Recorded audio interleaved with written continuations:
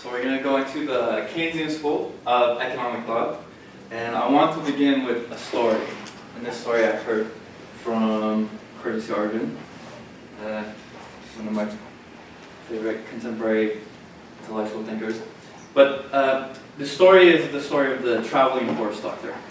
So there's this horse doctor, and he goes into town, and this man comes up to him and he says, "Hey, can you help me? My horse is really sick."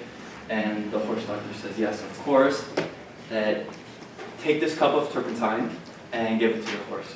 So the man takes a cup of turpentine and he gives it to his horse, and the horse was dead within a few minutes. So the man goes back to the horse doctor and he says, "Hey, what happened? I gave my horse this cup of turpentine and he died within minutes." And the doctor says, "Shoot, I'm kicking myself over this. Clearly your horse was sicker than I thought. I should have prescribed 2 cups of turpentine." And so this is the logic that only common sense can save you from. So I want to tell you that story as a primer for the theory of Keynes. Even more so, I want to tell you a little bit about Keynes. So I have a YouTube channel, and I interviewed a writer, Ed Fuller, and Ed writes a lot about Keynes, about economics, but at the sake of sounding conspiratorial, just to let you know, the Declaration of Independence was a conspiracy theory. Conspiracies aren't always wrong or not true. Nonetheless, deserve a negative connotation. But John Maynard Keynes was considered by himself to be a radical, a heretic. He said he was a socialist.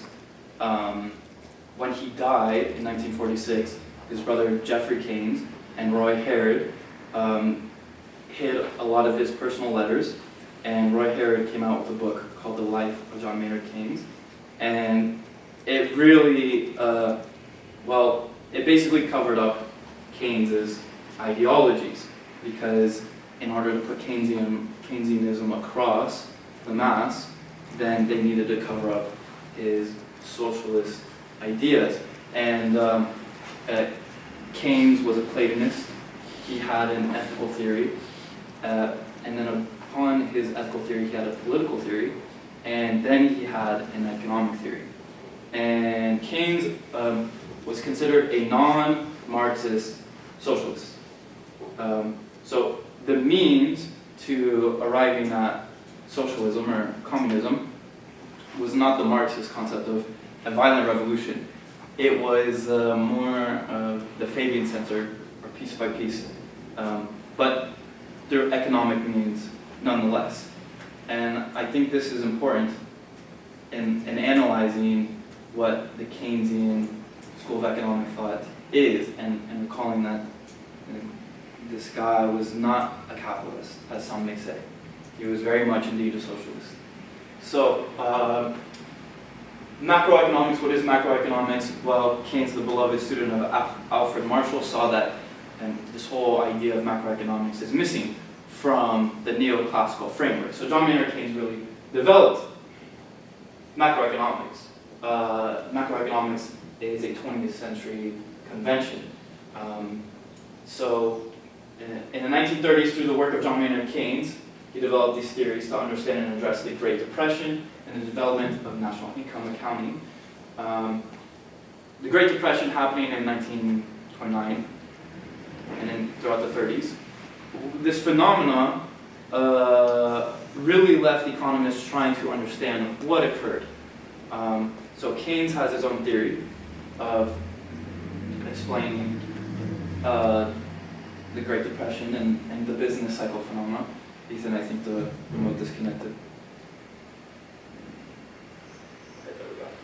So Keynes's book, The General Theory of Employment, Interest, and Money, as Mark Scalzi mentioned yesterday, is one of the 3 headaches of economics.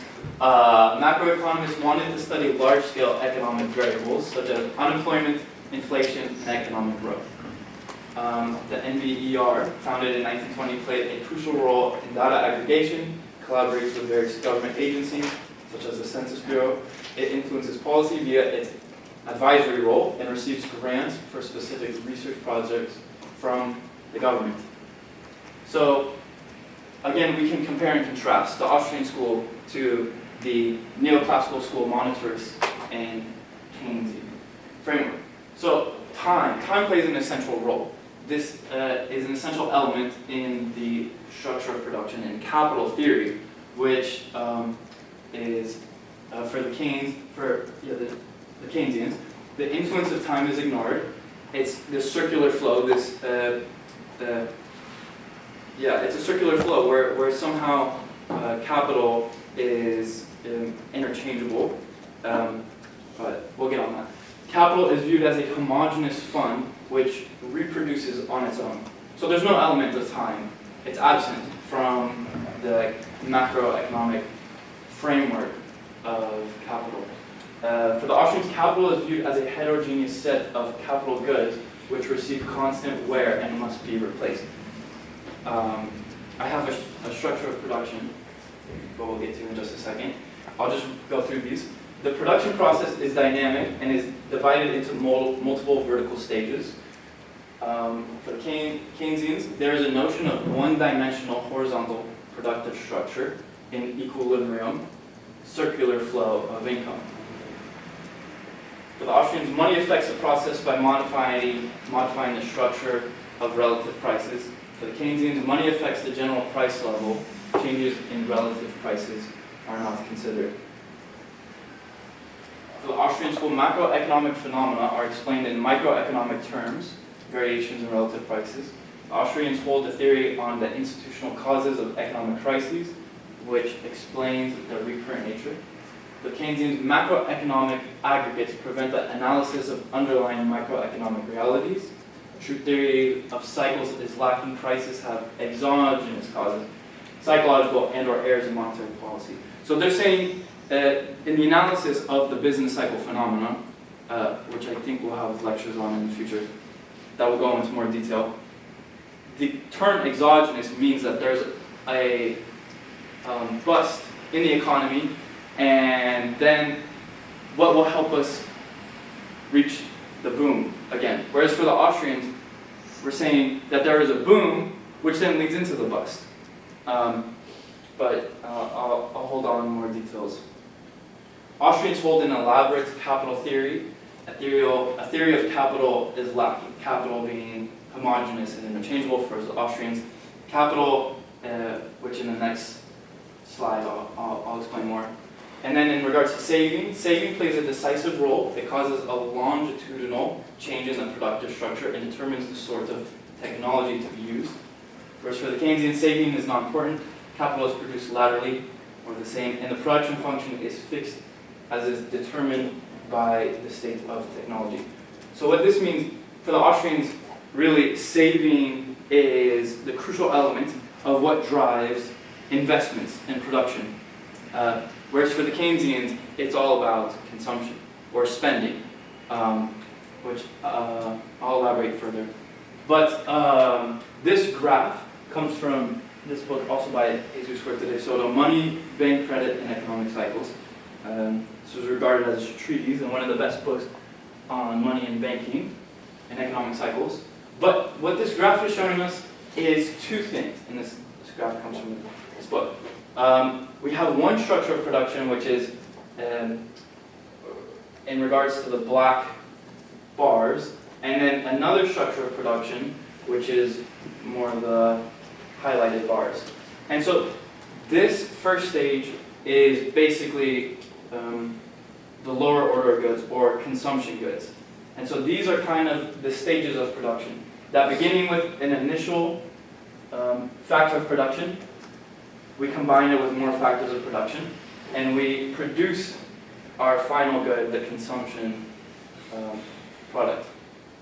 But when people decrease their consumption, so they spend less on consumption goods, prices will go down, and what this signals to producers is not to increase the production of consumption goods, but to increase production of producer goods, creating this deepening or lengthening of stages of production. So this is the deepening of the division of labor, specialization, and specialization in the production of more producer goods. That can then help contribute to more consumption goods.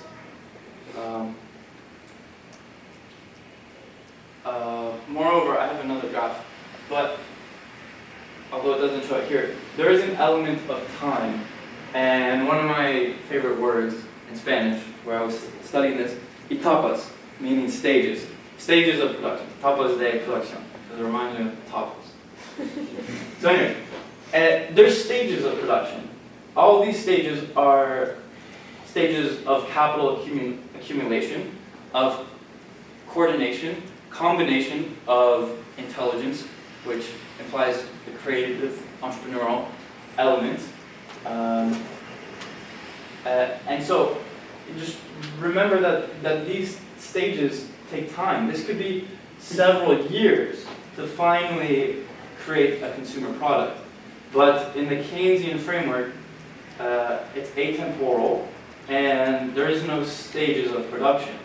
It's a circular flow that goes from production and consumption back into the hands of producers, and yeah, we'll elaborate on that. Okay, so a couple more points. For the Austrians, there's an inverse relationship between the demand for capital goods and the demand for consumer goods. It's a trade-off. All investment requires saving, and thus a temporary drop in consumption. So, what I don't consume today, I'll be able to consume in the future. Furthermore, I'll be able to invest with what I don't consume today. For the Keynesians, the demand for capital goods is directly related to the demand for consumer goods. It is assumed that production costs are subjective and not predetermined. For the Keynesians, production costs are objective, real, and predetermined, helping with the mathematical modeling framework. And market prices tend to determine production costs, not vice versa. Historical costs of production tend to determine market prices. So this also is the aspect that it is, in the Austrian framework, subject to values, and what people want to spend money on and buy that determines what the costs are, the prices are for certain things, including factors of production. Yes, whereas within the Keynesian framework, they really forego that. Within the Austrian school, in regards to interest rate, the interest rate is a market price determined by subjective valuations of time preference. The interest rate is used to arrive at the present value toward which the market price of each capital good tends to attain the present value of a capital good. Its expected future flow of returns is discounted by the interest rate. Fractional reserve banking and central banks' manipulation of the interest rate give rise to recurrent cycles of boom, artificial, and recession. For the Keynesians, the interest rate tends to be determined by the marginal productivity or efficiency of capital, understood as the interest rate of discount at which the expected flow of returns is equal to the historical cost of producing the capital goods, which is considered predetermined and invariable. The interest rate is believed to be a predominantly monetary phenomenon in the short term. So the theory of interest and time is very fundamental to the Austrian school, where interest rates can be thought of as the price of money. And when people save more or consume less, what that results in is an increase in the market of loanable funds or available money to be spent on investment projects that help contribute to the deepening and increasing complexity of production and technology and production structures. Whereas for the Keynesians, Keynes had this idea of the paradox of thrift, which remains unsolved. That is that if it's spending and consuming, that's what drives an economy, and this is what contributes to the increasing aspects of technology and further productions of capital, then why is it that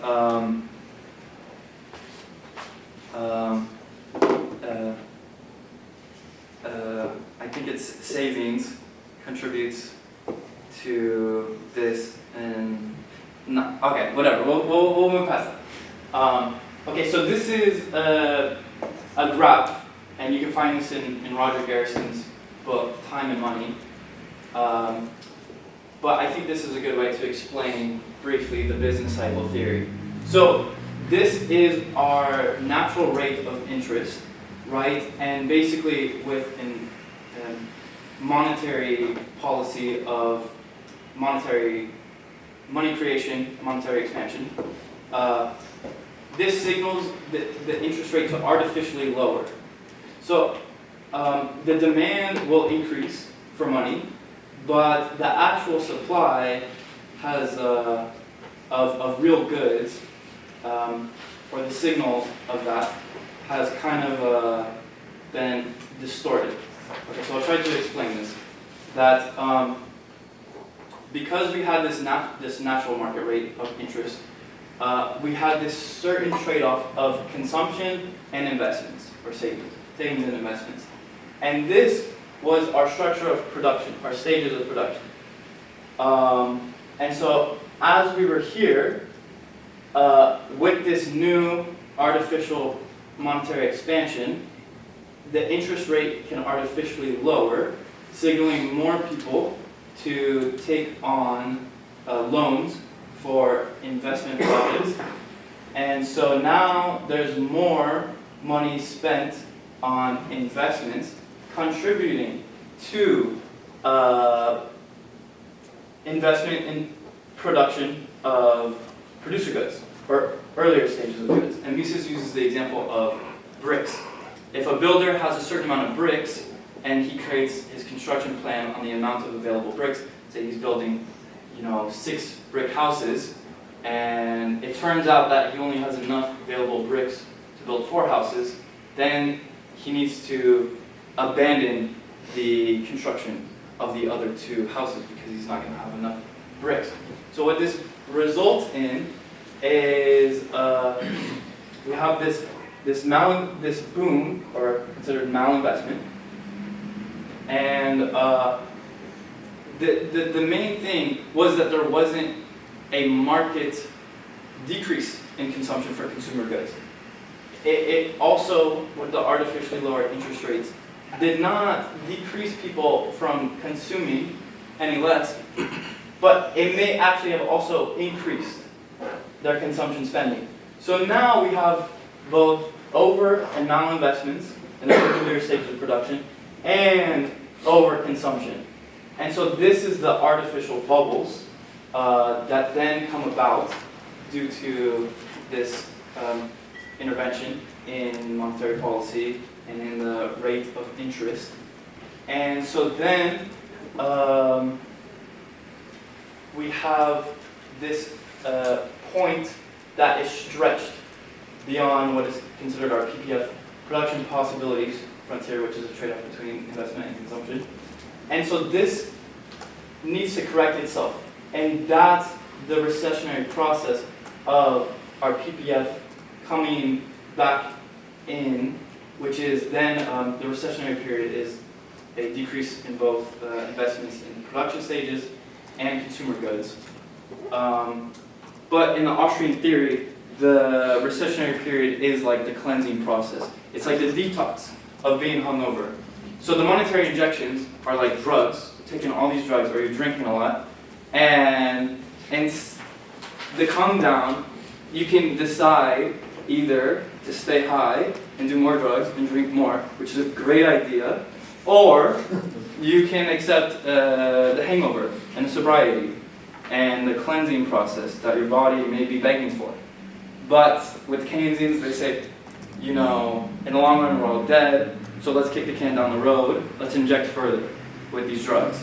And so people get high on the drugs that is fueled to them by this monetary policy and central banks.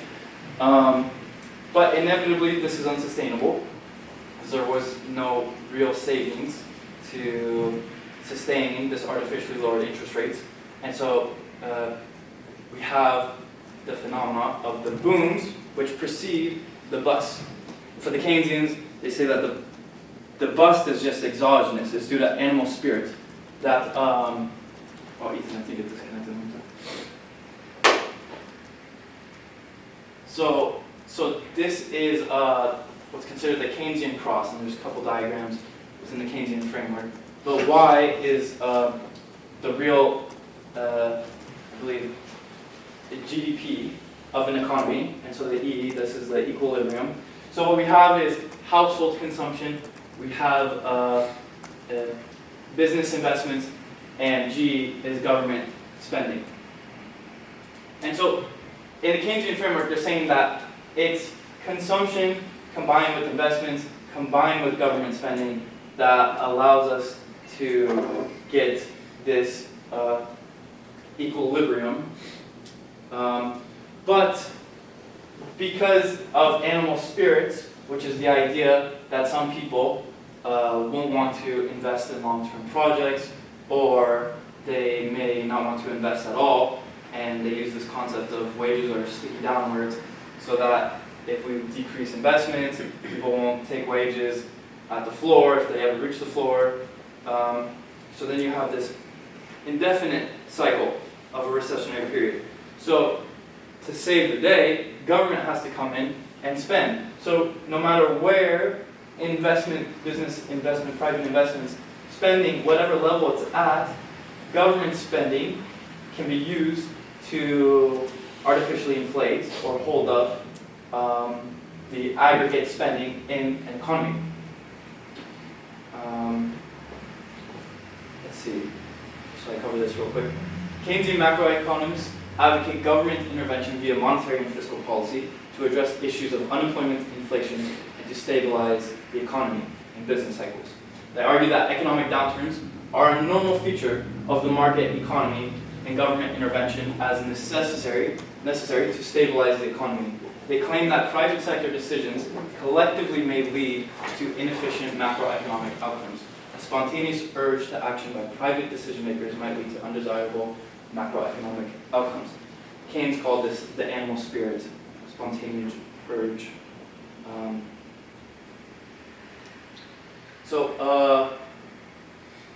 The Keynesians advocate the role of government. Intervention is needed to correct for market inefficiencies. Their policies aim to smooth out business cycles and prevent economic crises.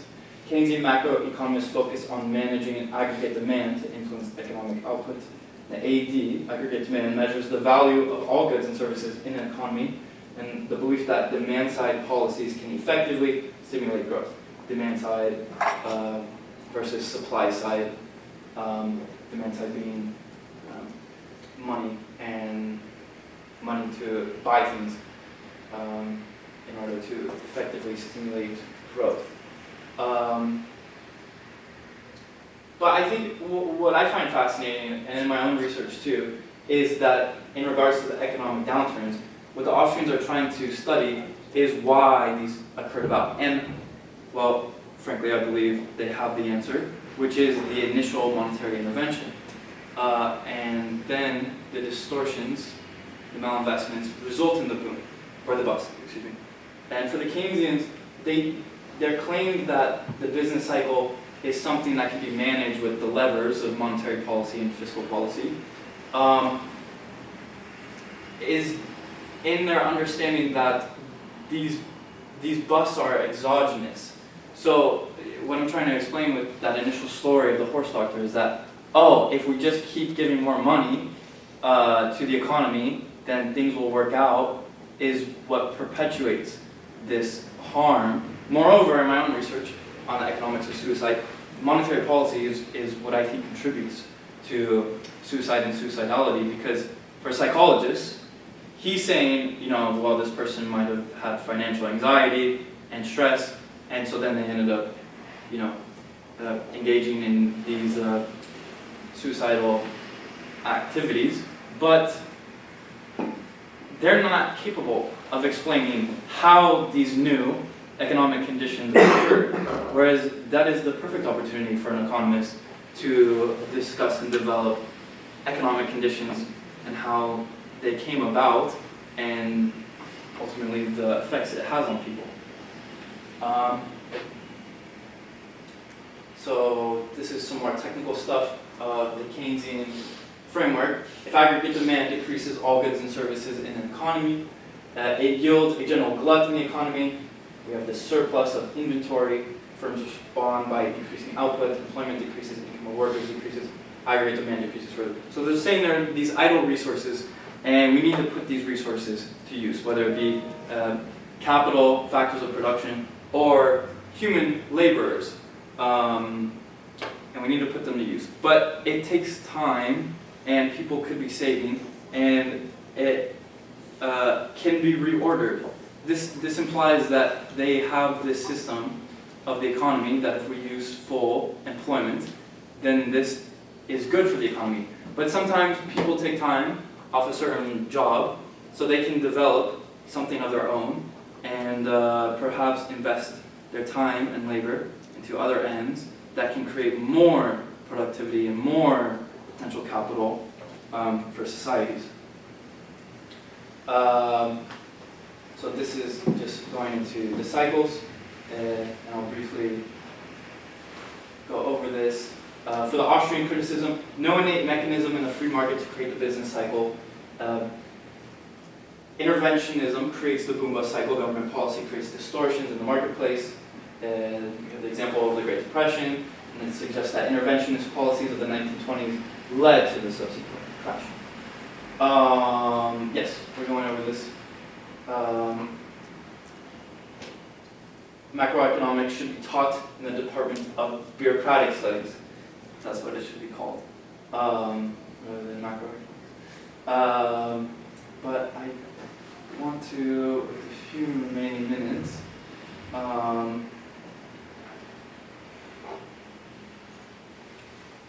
over the example of aggregate demand and trade surpluses. And it's a good and easy example that if I decide to trade 3 apples with someone in Canada, or if I'm the US government, and someone in Canada wants to send me 5 bananas, statistically, we can conclude, as the macroeconomists do, that this is what's considered a trade deficit of 2, because I gave them 3 apples and they gave me 5 bananas. So, in the Austrian framework, we don't care about these aggregate statistics. They're useless, they're worthless, because it's subjective preferences that initiated the trade. Why would someone take a trade that doesn't benefit them or harms them? Then it's not a trade. So these use of statistics really distorts people's understanding of economies and also what produces wealth. I think it's really derived from the mercantilist conception of, having trade surpluses as desirable, and this is, what really influences the idea of tariffs. But yes,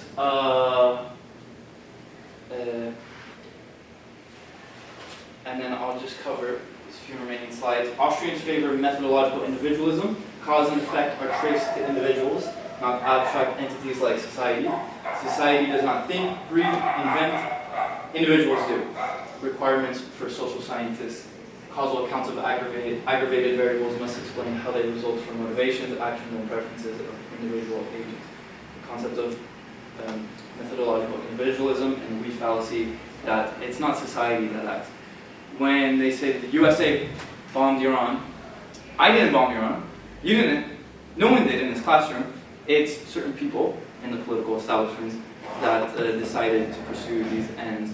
And so we shouldn't use the word we. But anyway, I digress. And lastly, in the Austrian methodology, it rejects aggregative approaches to economic analysis. It emphasizes understanding individual decision-making. It views social phenomena as emergent from individual actions, and it challenges the validity of macroeconomic aggregates. That was my time. Thank you very much.